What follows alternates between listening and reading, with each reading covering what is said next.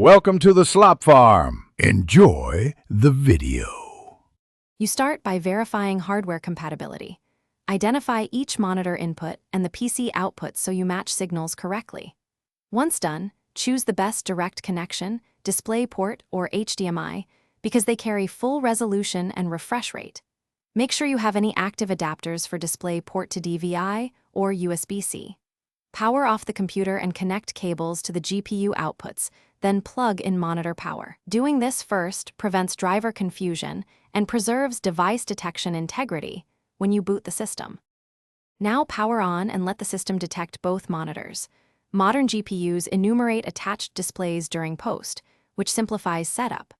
Once the OS loads, open Display Settings and click Detect if a monitor is missing. Identify screens to map physical placement to virtual layout.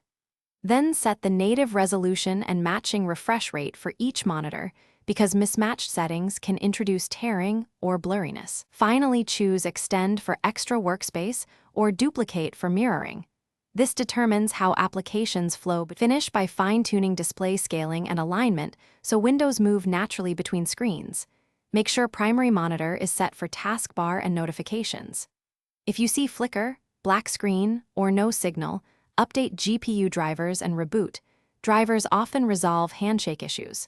If problems persist, swap cables or ports and test each monitor individually to isolate hardware faults. One quick troubleshooting tip: try a known good cable and a different output.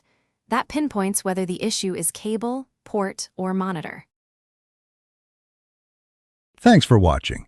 Consider subscribing if we helped you today.